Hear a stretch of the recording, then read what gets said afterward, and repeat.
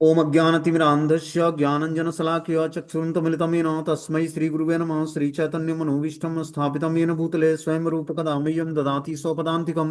वन्देऽहं श्रीगुरु श्रीयुतपदकमलं श्रीगुरून् वैष्णवाचं श्रीरूपं साग्रजातं सगण रघुनाथान्वितं तं सजीवं साद्वैतं सावधूतं परिजनसहितं कृष्णचैतन्यदेवं श्रीराधाकृष्णपादान् सगण ललिता श्रीविशाखान्वितांश्च अनर्पित चरिचिरात करुणामतीर्णो कलौ समर्पित उन्नतुज्जलरसा स्वभक्ति श्रियम हरिपुरट सुंदर गुत्कतम संदीपितम सदा हृदय कंदरे स्फुटवा सचिनंदनम संसार दुख जलदो पतितस्य काम क्रोधादीन कर्म करे कबलीकृतस्य दुर्वासना निगडितस्य निराश्रयस्य चैतन्य चंद्रमं देहि पदावलंबं चैतन्य चंद्रमं हृदि कुमुदंबिकास्यं हृदय विधेहि निज चिंतन भृंगरंगे किंचापराधतमिरनिविडविदोयं पादामृतं सदा पायत दुर्गतम माम आजानुलंबित भुजो कनकावदातो संकीर्तने कपितरो कमलायताक्षो विश्वम्बरो द्विवरो युगधर्मपालो वंदे जगत्प्रियकरो करुणावतारो नमस्त्रैकाल सत्याय जगन्नाथाय सुताय च सभृत्याय सपुत्राय सकलत्राय ते नमः। अतीर्णो साकरुण्यो परिच्छिन्नो सदीश्वर श्रीकृष्ण चैतन्य नित्यानंदो द्वय भ्रातरम भजे स जयति विशुद्ध विक्रमं कनकाभ्यं कमलायते क्षणं भर्जाननं विलंबितं खड्गभुज बहुधा भक्तिरसा विनर्तकं जयतु जयतु देव कृष्ण चैतन्य चंद्रो जयतु जयतु कीर्तितस्य नित्यापवित्रं जयतु जयतु देव कीर्तितस्य नित्यापवित्रं जयतु जयतु देव भृतस्य विश्वेश्वमूर्ति जयतु जयतु नित्यत्वस्वरूपा प्रियाणां पंचतत्वात्मकं कृष्णं भक्तरूपस्वरूपकं भक्तावतारं भक्ताख्यं नमामि भक्तिशक्तिकं नित्यानंदं नमस्तुभ्यं प्रेमानंदप्रदायिते कलौ कल्मषस्य नाशाय जानवीपतये नमः। नमो महावदन्याय कृष्ण प्रेम प्रदायिते कृष्णाय कृष्ण चैतन्य नामिने गौरद्विषे नमः। श्री कृष्ण चैतन्य प्रभु नित्यानंद श्री अद्वैत गदाधर श्रीवासादि श्री गौर भक्तवृंद हरे कृष्णा कृष्ण कृष्णा हरे हरे हरे राम राम राम हरे हरे। हम सभी अपने गुरुदेव का स्मरण करेंगे, ठीक है ना। हम सबके गुरुदेव अलग अलग हैं, गुरुदेव तो एक ही हैं लेकिन अलग अलग गुरु से हम लोगों ने दीक्षा लिया है। तो हम सबको गुरुदेव का अपना स्मरण करना चाहिए जिन्होंने चैतन्य महाप्रभु को भगवान के रूप में बताया कि श्री कृष्ण चैतन्य राधा कृष्ण नहीं अन्य। तो हम सभी अपने गुरुदेव का स्मरण करेंगे क्लास के माध्यम से, उनका प्रणाम मंत्र उच्चारण करके उसके बाद भगवान श्री सच्चिनंदन गौर हरि की कथा सुनेंगे, ठीक है। तो चलिए सभी लोग अपने गुरुदेव से प्रार्थना करिए।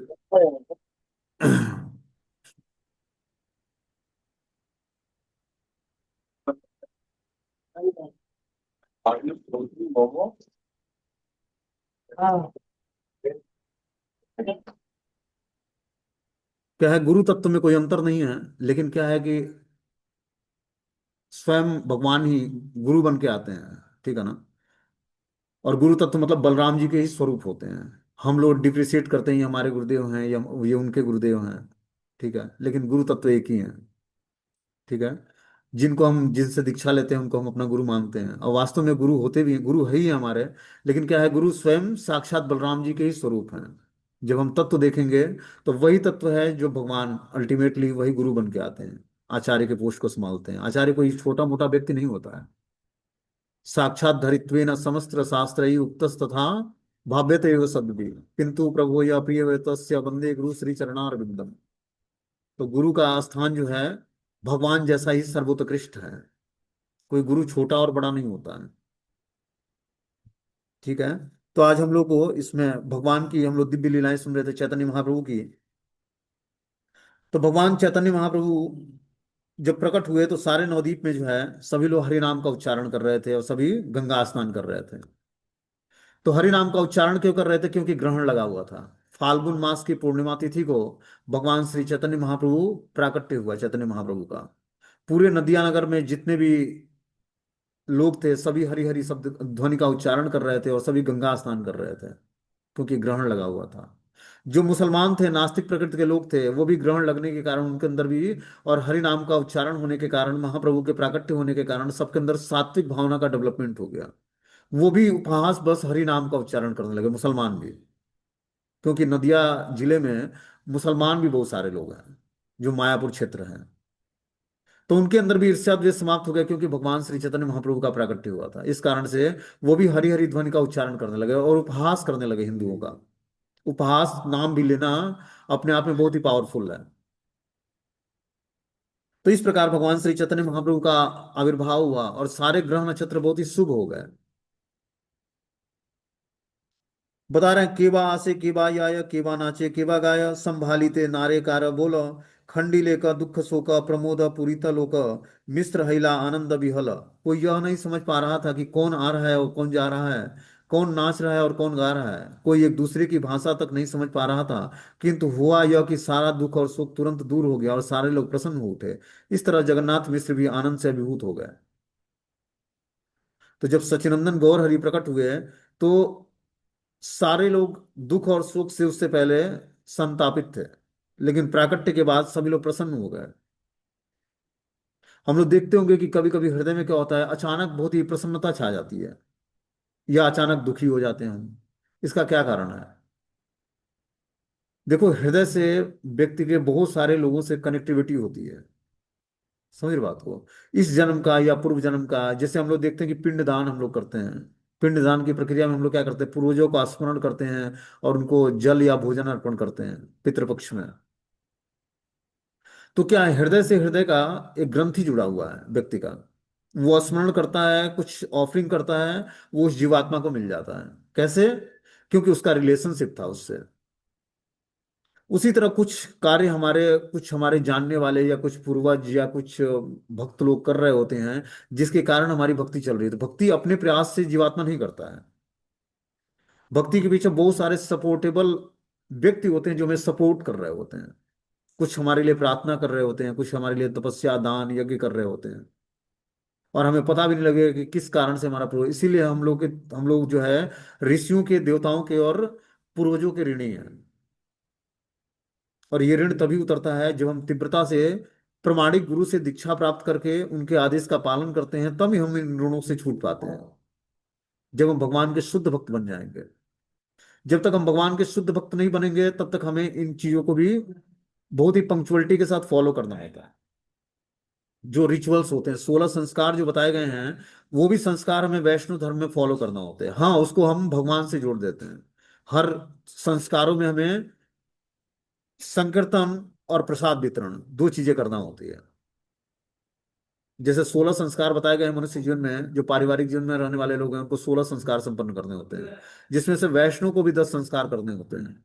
जैसे गर्भाधान संस्कार है, अनुप्राशन संस्कार है, नामकरण संस्कार है, विवाह संस्कार है, अंत्येष्टि क्रिया संस्कार है। इस तरह से 10 संस्कार वैष्णव के लिए भी आवश्यक है। तो उस 10 संस्कारों को हम लोग अपने कुल परंपरा के हिसाब से रिचुअल्स को फॉलो करते हैं, और उसको करते करते साथ में, लेकिन उसको हमें क्या करना है, धीरे धीरे संकीर्तन और प्रसाद वितरण, दो चीजों से जोड़ देंगे तो वो हर एक संस्कार आध्यात्मिक बन जाएगा। तो इस प्रकार जब मनुष्य जन्म लेता है तो वो तीन तरह के ऋणों से बोझिल रहता है, देवताओं के, पितरों के और ऋषियों के ऋणों से। लेकिन इन तीनों ऋणों से मुक्त होने के लिए हमें भगवान की शुद्ध भक्ति को एडॉप्ट करना पड़ेगा। शुद्ध भक्ति क्या होती है? कि अपनी कोई अभिलाषा ना हो, अपनी कोई इच्छा ना हो, मात्र एक ही इच्छा हो, कृष्ण को प्रसन्न करना। ऐसी इच्छा जो है, अन्य अभिलाषिता शून्यम ज्ञान कर्माद्य अनावृतम अनुकूलन कृष्ण अनुशीलनम भक्ति उत्तमा। ऐसी भक्ति उत्तमा भक्ति कहलाती है, जो मात्र कृष्ण को प्रसन्न करने के लिए होती है। आहेतु की अप्रतिहता भक्ति चाहिए प्रभु। आहेतु की मतलब अपना कोई हेतु ना हो, मात्र एक ही हेतु हो कि कृष्ण को प्रसन्न करना है। जैसे मान लो कि प्रेमी होता है, प्रेमिका से मिलता है, ठीक है ना? तो मिलता है तो वो चाहता है कि 100% मैं क्या करूं कि हमारी प्रेमिका हमसे प्रसन्न रहे। यही होता है ना उसका चाहत। उसी तरह हमारी जो चाहत है भक्ति करके, वो कृष्ण के लिए क्या करें कि कृष्ण हमसे प्रसन्न रहे। ये चाहत हमें उत्पन्न करनी पड़ेगी। अभी तो हम भगवान से ये चाहते हैं कि हम जो करें उससे भगवान प्रसन्न रहे, लेकिन भगवान के हिसाब से नहीं करते। प्रेमी क्या करता है प्रेमिका के लिए? जो वो चाहती है वो करता है वो, कि वो उससे प्रसन्न रहे। तो कृष्ण हमसे क्या चाहते हैं, ये हमें करना पड़ेगा, कि वो हमसे क्या चाहते हैं और हम उनकी प्रसन्नता के लिए कार्य करेंगे। ये जानना पड़ेगा। किन चीजों को त्यागना है, किन चीजों को स्वीकार करना है, क्या कृष्ण हमसे चाहते हैं, ये जानना पड़ेगा। ये हम तभी जान पाएंगे जब हम भगवान के भजन में जुड़ेंगे, कि कृष्ण हमसे क्या चाहते हैं, क्या कराना चाहते हैं। और वो हमें इंडिकेट भी करते हैं, उस इंडिकेशन को हमें समझना पड़ेगा आध्यात्मिक जीवन में, चाहे गुरु के माध्यम से या हृदय में बैठे परमात्मा के माध्यम से। तभी हमारा जीवन सक्सेस होगा। मनुष्य जीवन बहुत ही रेयर मिला। इस जीवन को भी अगर जब हम यूं ही बर्बाद कर देंगे छोटे मोटे काम करने में, तो हमारा जीवन का वास्तविक फल नहीं मिलेगा। मोस्टली लोग 30 बरस से ऊपर के हो गए, ठीक है ना। तो अब क्या है, एक बहुत ही स्ट्रांग डिसीजन लेना है जीवन का, और उस बात पे चलना है, तभी जाकर हमारा जीवन सक्सेस होगा, ठीक है। आगे बता रहे हैं कि कोई यह नहीं समझ पा रहा था कि कौन आ रहा है, कौन जा रहा है, कौन नाच रहा है और कौन गा रहा है। कोई एक दूसरे की भाषा तक नहीं समझ पा रहा था, किंतु हुआ यह कि सारा दुख और शोक तुरंत दूर हो गया। सारे लोग प्रसन्न हो गए। इस तरह जगन्नाथ मिश्र आनंद से अभिभूत हो गए। तो भगवान श्री गौरांग महाप्रभु के प्राकट्य पर किसी को कुछ पता नहीं लग रहा था कि कहाँ से आनंद की बारिश होने लगी। सभी लोग प्रसन्न हो गए और जगन्नाथ मिश्र भी आनंद से अभिभूत हो गए। आचार्य रत्न श्रीवास जगन्नाथ मिश्र पास आसितारे करे सावधान, कराइल जात कर्म ए आछीला विधि धर्म, तबे मिश्र करे नाना दान। चंद्रशेखर आचार्य और श्रीवास ठाकुर दोनों ने श्री जगन्नाथ मिश्र के पास आकर तरह तरह के उनका ध्यान आकर्षित किया। उन्होंने धार्मिक नियमों के अनुसार जन्म काल के सारे अनुष्ठान संपन्न कराए। जगन्नाथ मिश्र ने भी तरह तरह से दान दिया। इस तरह से पुत्र के जन्म के उत्सव में जगन्नाथ मिश्र ने बहुत सारे दान दिए, और उस समय पुरोहित के रूप में चंद्रशेखर आचार्य और श्रीवास पंडित दोनों ने आकर जगन्नाथ मिश्र के पास उनका ध्यान आकर्षित किया और धार्मिक नियमों के अनुसार जन्म काल के सारे अनुष्ठान संपन्न कराए। जगन्नाथ मिश्र ने भेंटों और उपहारों के रूप में जो धन पाया और जो कुछ उसके उनके घर में था, उसे उन्होंने ब्राह्मणों, पेशेवर गायकों, नाचने वालों, भाटों और गरीबों में बांट दिया। उन्होंने दान में धन देकर उन सबका सम्मान किया। इस तरह से पुत्र के प्राप्ति पर जगन्नाथ मिश्र ने सारे ब्राह्मणों को, गायकों को, नाचने वालों को, भाटों को, गरीबों को अथाह धन संपत्ति दिया। श्रीवासेरा ब्राह्मणी नाम तार मालिनी आचार्य रत्न पत्नी संगे सिंदूर हरिंद्रा तेल खई कला नारिकेल दिया पूजे नारी गण संगे। श्रीवास ठाकुरानी ठाकुर की पत्नी मालिनी देवी के साथ चंद्रशेखर आचार्य की पत्नी और अन्य स्त्रियां परम प्रसन्नता से बालक की पूजा करने के लिए सिंदूर, हल्दी, तेल, भुने चावल, केले तथा नारियल जैसे सामग्री लेकर आई। अब भगवान श्री गौरांग महाप्रभु के प्राकट्य पर सारी स्त्रियां जो थी, खासकर जो श्रीवास ठाकुर जी की पत्नी मालिनी देवी थी और चंद्रशेखर आचार्य की पत्नी थी, और भी अन्य जो स्त्रियां थी, सब प्रसन्नता के मारे बालक की पूजा करने के लिए सिंदूर, हल्दी, तेल, भुने चावल, केले और नारियल की सामग्री लेकर आती हैं। बोलते हैं ऐसे शुभ अवसरों पर सिंदूर, भुने चावल, केला, नारियल तेल के साथ मिलाई हुई हल्दी, ये सब शुभ उपहार के रूप में माने जाते हैं। बोलते हैं कि इस तरह से नवजात शिशु या दूल्हे के सारे शरीर में ये लगाया जाता है, कि विवाह के समय दूल्हे के शरीर में और जन्म के समय नवजात शिशु के शरीर में लगाया जाता है। पारिवारिक कार्यों के लिए ये सारे शुभ कर्म हैं। हम देखते हैं कि 535 वर्ष पूर्व चैतन्य महाप्रभु के जन्म के समय ये सारे उत्सव दृढ़ता पूर्वक मनाए जा रहे थे, किंतु वर्तमान समय में ये अनुष्ठान बिरले ही संपन्न किए जाते हैं। तो बता रहे हैं कि जो है ये 535 वर्ष पूर्व, लगभग 538 वर्ष हो गया, भगवान श्री चैतन्य महाप्रभु के जन्म के समय ये दृढ़ता पूर्वक ये सब उत्सव मनाए जाते थे। अद्वैत आचार्य भार्या जगत पूजिया आर्या, नाम तारा सीता ठकुरानी, आचार्य आज्ञा पाए गेला उपहार लैया, देखिते बालक शिरोमणि। श्री चैतन्य महाप्रभु के जन्म के एक दिन बाद अद्वैत आचार्य की पत्नी सीता ठकुरानी, जो जगत भर की के लिए पूज्य हैं, अपने पति की आज्ञा लेकर और अपने साथ तरह तरह की भेंटें और उपहार लेकर उस सर्वश्रेष्ठ बालक को देखने आई। अब जो सीता ठकुरानी है, अद्वैताचार्य की पत्नी, वो भी आती हैं निमाई पंडित से मिलने के लिए।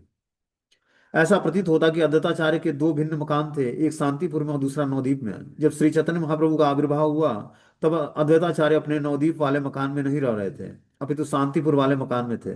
अतः उन्होंने जैसे ही सुना, सीता ठाकुरानी अद्वैताचार्य के पुराने पैतृक मकान से नवजात शिशु चैतन्य महाप्रभु से भेंट करने के लिए नवदीप आ गई।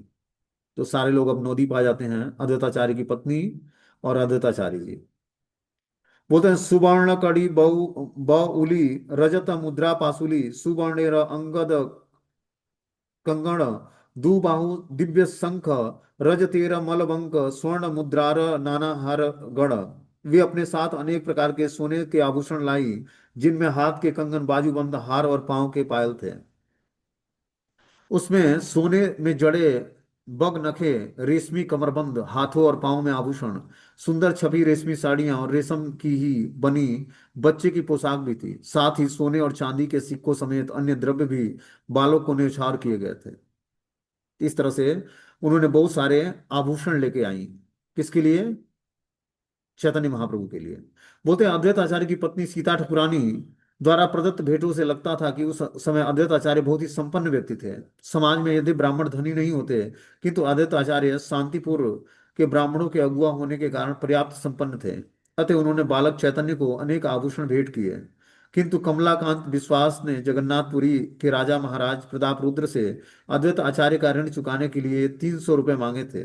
इससे सूचित होता है कि इतना संपन्न होते हुए भी ऐसे व्यक्ति के लिए जो अनेक मूल्यवान आभूषण और साड़ियां आदि भेंट में दे सकता है, 300 रुपये का ऋण चुका पाना कठिन था। अतः उस समय रुपए का मूल्य आज के मूल्य से हजारों गुना अधिक था। आगे बताने सीता ठाकुरानी पर्दे से ढकी पालकी में चढ़कर और दासियों को साथ लेकर जगन्नाथ मिश्र के घर आई। वे अपने साथ अनेक मंगल द्रव्य यथा दुर्बादल, धान, गोरोचन, हल्दी, कुमकुम और चंदन लाई थी। ये सारी भेंटें एक बड़ी पिटारी में भरी हुई थी। जब सीता ठाकुरानी अपने साथ अनेक खाने की वस्तुएं, वस्त्र तथा अन्य उपहार लेकर सची माता के घर में आई, तो नवजात शिशु को देखकर चकित हुई, क्योंकि उसे लगता था कि यह शिशु साक्षात गोकुल के कृष्ण है, केवल रंग का अंतर है। इतना प्रकाश था भगवान श्री गौरांग महाप्रभु में कि साक्षात गोकुल नंदन भगवान श्री कृष्ण की तरह लग रहे थे।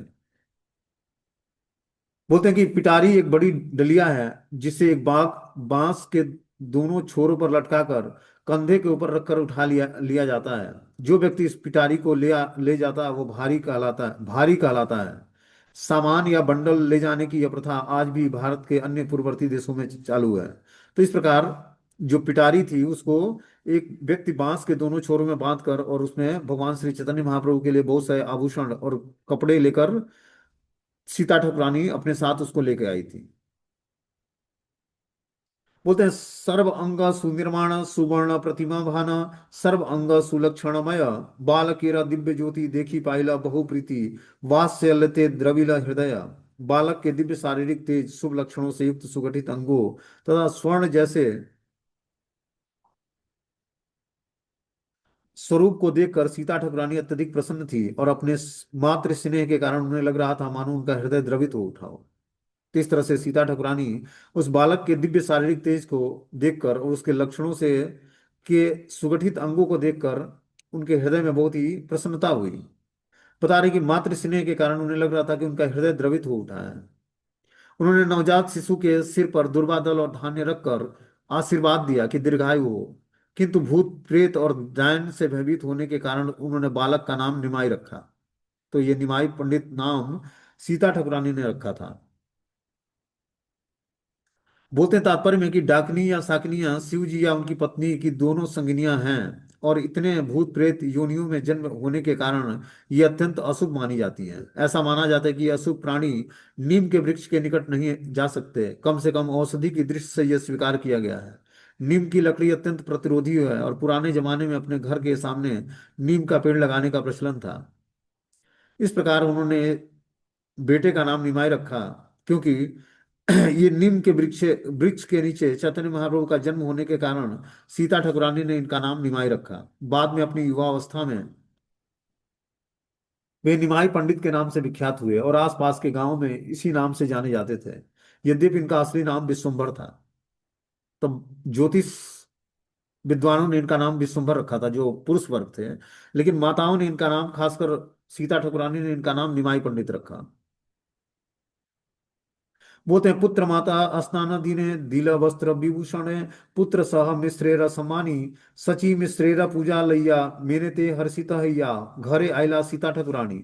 जिस दिन माता और बालक ने स्नान किया और प्रसूति घर को छोड़ा, उस दिन सीता ठाकुरानी ने उन्हें सभी तरह के गहने और वस्त्र दिए और जगन्नाथ मिश्र को भी सम्मानित किया। तत्पश्चात सीता ठाकुरानी भी माता सची देवी और जगन्नाथ मिश्र द्वारा समादरित होकर अपने मन में अत्यधिक प्रसन्न हुई और फिर अपने घर लौट आई। इस तरह से माता ठाकुरानी, जो सीता ठाकुरानी थी, इन्होंने बालक और उनकी माता को बहुत सारे वस्त्र और आभूषण दिए और उसके बाद जगन्नाथ मिश्र को भी सम्मानित किया। इस तरह से सबको समादरित करके मन से अत्यंत प्रसन्न होकर फिर अपने घर लौट आती है। बोलते हैं बालक के जन्म के 5वें दिन या 9वें दिन माता को गंगा में और या किसी अन्य तीर्थ स्थान में स्नान कराया जाता है। यह निष्क्रामक अर्थात प्रसूति गृह से बाहर आने का संस्कार होता है।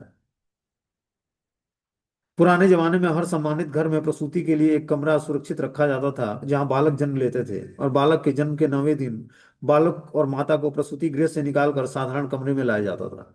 इसे निष्क्रामक संस्कार कहते हैं। 10 शुद्धिकरण संस्कारों में निष्क्रामक संस्कार भी एक संस्कार है। खासकर ये बंगाल में उच्च कुलों में बालक के जन्म के बाद 4 महीने तक सूतक का पालन किया जाता है। 4 महीने बाद माता को सूर्योदय का दर्शन करने दिया जाता है।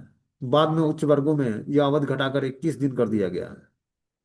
तो इस प्रकार आज भी ये बंगाल के जो उच्च वर्ग हैं, ब्राह्मण वर्ग हैं, वो भी इस नियमों का पालन करते हैं कि जब माता बच्चे को जन्म देती है तो 21 दिन तक उसको प्रसूति गृह में रखा जाता है। बोलते हैं, ऐच्छे सची जगन्नाथ पुत्र पाइया लक्ष्मीनाथ पूर्ण हैला सकल वांछित वांछित धन धान्य भरे घर लोकमान्य कलेवर दीने दीने है आनंदित। इस प्रकार लक्ष्मीपति को पुत्र रूप में पाकर माता सची और जगन्नाथ मिश्र की सारी सारी मनोकामना पूर्ण हो गई।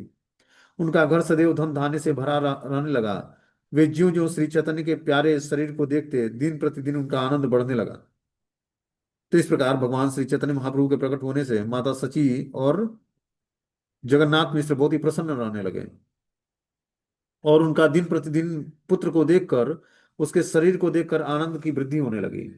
श्री चैतन्य महाप्रभु पूर्ण पुरुषोत्तम भगवान है, अतः हर एक व्यक्ति उन्हें सम्मान देता है। यहाँ तक कि स्वर्ग के निवासी भी सामान्य व्यक्तियों का वेश धारण करके महाप्रभु को नमस्कार करने आते थे। उनके पिता माता जगन्नाथ मिश्र और सची देवी अपने दिव्य पुत्र का आदर देखकर मन ही मन पुलकित होते रहते थे। जब महाप्रभु माता के गर्भ में आए तो माता को उनको स्वप्न दिखता कि कोई देवलोक से अन्य अन्य दिव्य पुरुष आते हैं और क्या करते हैं, हमारे गर्भ की पूजा करते हैं।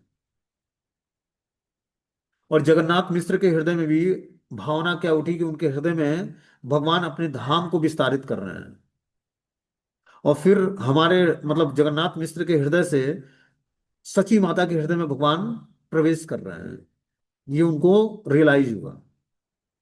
जैसे भगवान कृष्ण माता के पहले क्या हुआ, वसुदेव के हृदय में प्रकाशित हुए, और वसुदेव ने दीक्षा विधान के माध्यम से माता कृष्ण को माता देवकी के हृदय में स्थापित किया। और माता देवकी के हृदय से भगवान कृष्ण जो है माता के गर्भ में आते हैं, देवकी के गर्भ में आते हैं, तो फिर चतुर्भुज नारायण रूप में प्रकट होते हैं। उसी तरह यहाँ भी सच्चिदानंद गौर हरि पहले जगन्नाथ मिश्र के हृदय में धाम प्रकाशित करते हैं, और फिर वही धाम सची माता के हृदय में प्रकाशित होता है। और फिर जो है माता के गर्भ में आते हैं, और 13 महीने तक सची माता के गर्भ में थे भगवान। आमतौर से बालक जो है 9 महीने में जन्म लेता है, लेकिन सची माता के गर्भ में भगवान 13 महीने तक रहा है। उसके बाद उनका प्राकट्य हुआ।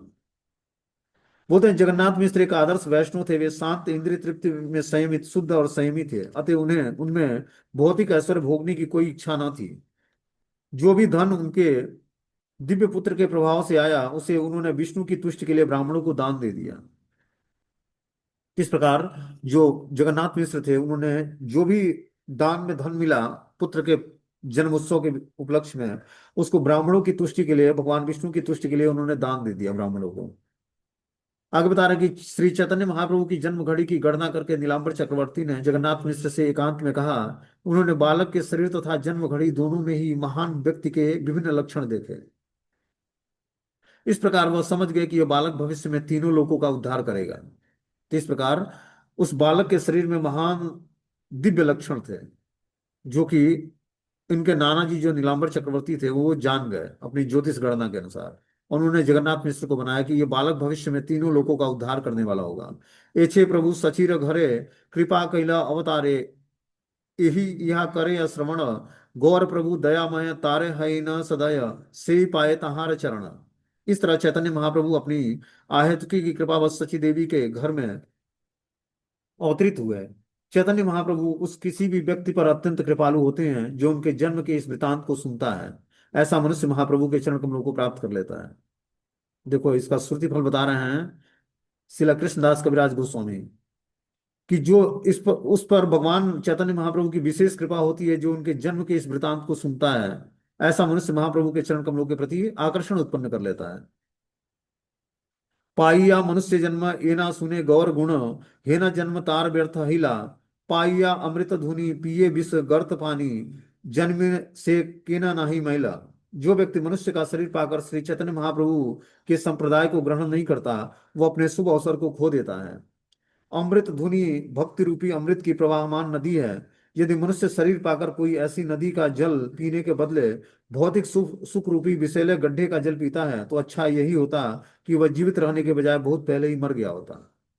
क्या बता रहे हैं यहाँ पर, कि जो व्यक्ति मनुष्य जीवन पाकर भगवान श्री चैतन्य महाप्रभु के संप्रदाय को ग्रहण नहीं किया, वो अपने शुभ अवसर को खो दिया है। उसने अमृत धुनी भक्ति रूपी अमृत का की प्रवाहमान नदी में अपने मनुष्य जीवन का सही उपयोग नहीं किया। वो जल पीने के बदले विषैले गड्ढे का जल पीता है, और ऐसा व्यक्ति जीवित रहने के पहले ही वो मर गया होता तो वो ज्यादा उसके लिए अच्छा था। तात्पर्य में लिखते हैं, श्रील प्रबोधानंद सरस्वती ने चैतन्य चंद्रामृत नामक ग्रंथ में निम्नलिखित इस श्लोक की रचना की है, कि अद्वैतमिदं विश्वम यदि चैतन्यमीश्वरम न विदु सर्वशास्त्राज्ञम हापि भ्रायन्ति ते जना। यह भौतिक संसार कृष्ण भवनामृत विहीन है। श्री चैतन्य महाप्रभु साक्षात कृष्ण भवनामृत हैं। अतएव यदि कोई विद्वान या विज्ञानी श्री चैतन्य महाप्रभु को नहीं समझता, तो समझिए कि वह इस जगत में व्यर्थ ही भटक रहा है। वास्तविकता तो यह है कि कृष्ण भक्ति के लिए जब तक भगवान श्री चैतन्य महाप्रभु की शरण व्यक्ति ग्रहण नहीं करेगा, तब तक इस कलयुग में भगवान कृष्ण भक्ति को प्राप्त करना असंभव है। और ये मात्र गौड़ीय संप्रदाय में ही भगवान श्री चैतन्य महाप्रभु की कृपा से, जब तक व्यक्ति इसको स्वीकार नहीं करेगा, और ऐसा नहीं कि अपना ही संप्रदाय इसको स्वीकार करता है, इसके अलावा भी जो संप्रदाय हैं जो राधा कृष्ण की उपासना करते हैं, वो चैतन्य महाप्रभु की शिक्षाओं को फॉलो करते हैं। बिना फॉलो किए, क्योंकि राधा कृष्ण के मिलित स्वरूप ही भगवान श्री चैतन्य महाप्रभु हैं। और इन्होंने जो शिक्षाएं दी हैं अपने गोस्वामियों के माध्यम से, जो शिक्षाओं का उद्घाटन किया है, जो ब्रज भक्ति प्रदर्शित किया है शिला रूप गोस्वामी श्री सनातन गोस्वामी ने, उस शिक्षाओं से अलग कोई भक्ति है ही नहीं है राधा कृष्ण की। चाहे कोई भी आचार्य, चाहे कोई भी बाबा जी हो, सब यही शिक्षाओं को तोड़ मरोड़ कर बताते हैं। उनका अपना कोई सिद्धांत नहीं है। स्वयं चैतन्य महाप्रभु के इस सिद्धांत को प्रकटित करते हैं, भले उनका नाम न लें, लेकिन है अपने संप्रदाय का ही सारा ज्ञान वो। क्योंकि वे वही है, भक्ति के सिद्धांत वही है। वो बस आचार्य को छिपाकर उस भक्ति को प्रदर्शित करते हैं, यही गलत कार्य है। कि जिसने उस ज्ञान को प्रकटित किया, जिसने संसार में उस दिव्य ज्ञान को ले आए, जो राधा कृष्ण की युगल उपासना है उसको प्रकटित किया इस भौतिक संसार में, जो वृंदावन की रस उपासना है, उसको व्यक्ति क्या करता है, उस जो जिन्होंने प्रकटित किया उसी के नाम को छिपा देता है और अपना नाम दे देता है। ये विनम्रता नहीं फॉलो करता, इसीलिए वो चैतन्य महाप्रभु की कृपा नहीं मिलती उसे। और जिसको चैतन्य महाप्रभु की कृपा नहीं मिली, वो राधा कृष्ण को तत्व से नहीं जान पाएगा। चाहे कितना हो बड़ा उपासना कर ले, कितना हो अपने को सिद्ध दिखाए, लेकिन रास्ता एक ही है भक्ति का। जो व्यक्ति श्री चैतन्य महाप्रभु के संप्रदाय के उगते भक्ति रूपी अमृत का लाभ नहीं उठाता, वह निश्चित रूप से सर्वाधिक दरिद्र है। अवतीर्ण गौरचंद्र विस्तीर्ण प्रेम सागर सुप्रकाशित रत्न यो दीन दीन एव सह। श्री चैतन्य महाप्रभु का अवतरण अमृत के विस्तार सागर के समान है। जो व्यक्ति इस सागर के भीतर से बहुमूल्य रत्न नहीं बिनता, वह निश्चित ही दरिद्रों से अति दरिद्र है। तो जो व्यक्ति इस चैतन्य महाप्रभु के द्वारा जो विस्तारित ये सागर है, इसमें जो व्यक्ति बहुमूल्य रत्नों को न बिनकर किसी दूसरे जगह आनंद की प्राप्ति खोजता है, वो दरिद्र व्यक्ति कहलाता है। बोलते हैं, जिस व्यक्ति का कृष्ण भावना से कोई संबंध नहीं है, वह तथाकथित मानव समाज में कितना ही महान पुरुष क्यों न हो, वस्तुतः वह एक बड़े पशु के से अधिक कुछ नहीं है। एक बड़े बड़े पशुओं की प्रशंसा सामान्यतः कुत्ते, सुअर, ऊंट और गधे जैसे अन्य पशु करते हैं। जो व्यक्ति अपने कानों से पूर्ण पुरुषोत्तम भगवान के विषय में श्रवण नहीं करता, उसके कानों के छेद किसी खेत में बने बिल के समान होता है। यद्यपि ऐसे पुरुष की जीभ होती है, किंतु वह एक मेढक के जीभ के समान होती है, जो व्यर्थ ही टर टर कर की आवाज करके मृत रूपी सर्प को आमंत्रित करता है। तो जब तक व्यक्ति श्री कृष्ण राधा कृष्ण के तत्व को समझने के लिए भगवान श्री चैतन्य महाप्रभु की शरण ग्रहण करके और उनके माध्यम से राधा कृष्ण को समझने का प्रयास नहीं करेगा, तब तक वो भक्ति में सफल नहीं होगा, चाहे कोई भी मेथड निकाल ले वो। ये आचार्यों का कहना है। बोलते हैं, इसी तरह जो व्यक्ति न तो महान भक्तों के चरण कमलों की धूलि से लाभ उठाता है, न ही भगवान के चरण कमलों पर चढ़ी तुलसी की पत्तियों को सूंघता है, उसे जीवित होते भी मृत समझना चाहिए। क्या स्टेटमेंट दिया है यहाँ पर। बोलते हैं कि जो व्यक्ति महान भक्तों के चरण कमलों की धूलि से लाभ नहीं उठाता और न ही भगवान के चरण कमलों पर चढ़ी हुई तुलसी की पत्तियों को सूंघता है, उसे जीवित रहते हुए मृत समझना चाहिए। स्वयं सुखदेव गोस्वामी, वो पहले भगवान के श्री चरणों पर चढ़ी हुई तुलसी से चार कुमार सूंघ कर भक्त बन गए। आगे बता रहे हैं, इसी तरह श्रीमद् भागवतम में अन्यत्र 10वें स्कंद के पहले अध्याय के 34 श्लोक में कहा गया कि जीव या आत्मा के हत्यारे को छोड़कर ऐसा कौन है जो पूर्ण पुरुषोत्तम भगवान की महिमा का श्रवण नहीं करना चाहता है। ऐसे महिमा का आनंद इस भौतिक जगत के कल्मश से मुक्त पुरुषों द्वारा भी भोगा जाता है। कि जो इस भौतिक जगत के कल्मश से मुक्त पुरुष हैं, वही भगवान के महिमाओं के श्रवण और कीर्तन में लगे होते हैं। तो जो भी हम श्रवण और कीर्तन कर रहे हैं, हम लोग मुक्त पुरुष हैं। मुक्त पुरुष वही होता है जो अपने पाप कर्मों से धीरे धीरे निवृत्त होना जानता है या पाप कर्मों से छूट चुका है। तो जो भी राधा कृष्ण की उपासना करने का प्रयास कर रहा है भगवान श्री चैतन्य महाप्रभु की कृपा से, तो वो धीरे धीरे मुक्त पुरुष बन जाएगा। यदि मनुष्य जीवित प्रतीत होता है, किंतु यदि वो महान भक्तों के चरण कमलों की सेवा नहीं करता, तो उसे मृतक ही समझना चाहिए। तो जीवित रहने का मात्र एक उद्देश्य क्या है? भगवान के भक्तों की सेवा करना। जब तक हम भगवान के महान भक्तों की सेवा नहीं करेंगे, तब तक हम हमारा मनुष्य जीवन सार्थक नहीं होगा। बोलते हैं श्री चैतन्य नित्यानंद आचार्य अद्वैत चंद्र स्वरूप रूप रघुनाथ दास, यह सवार श्री चरण सिरे बंदी निज धन, जन्म लिया गाइला कृष्णदास। मैंने कृष्णदास कविराज गोस्वामी ने श्री चैतन्य महाप्रभु नित्यानंद प्रभु अद्वैत आचार्य स्वरूप दामोदर रूप गोस्वामी और रघुनाथ दास गोस्वामी के चरण कमलों पर अपनी संपत्ति समझकर अपने सिर पर धारण करके श्री चैतन्य महाप्रभु के आविर्भाव का वर्णन करते हैं। तो इस तरह से कृष्णदास कविराज गोस्वामी ने चैतन्य चैतामृत में बता रहे हैं कि मैंने श्री चैतन्य महाप्रभु नित्यानंद प्रभु अद्वैताचार्य स्वरूप दामोदर रूप गोस्वामी और रघुनाथ दास गोस्वामी के चरण कमलों को अपनी संपत्ति मानकर और उनके चरण कमलों की धूलि को और अपने सिर पर धारण करके ही मैंने चैतन्य महाप्रभु के आविर्भाव का यह सुंदर वर्णन किया है। तो इस सुंदर वर्णन को समझने के लिए हमें इन आचार्यों से, इन महापुरुषों से हमें प्रार्थना करनी पड़ेगी। तभी हमारे हमारे हृदय में जो है भगवान के आविर्भाव का जो वर्णन है वो प्रकटित होगा, रियलाइज होगा। ठीक है। अब आगे यहाँ पर भगवान श्री चैतन्य महाप्रभु का प्राकट्य का लीला ये समाप्त हो जाता है। अब आगे भगवान की बाल लीलाएं शुरू होती हैं। तो ये बाल लीलाओं की कथा हम लोग कल के क्लास में सुनेंगे।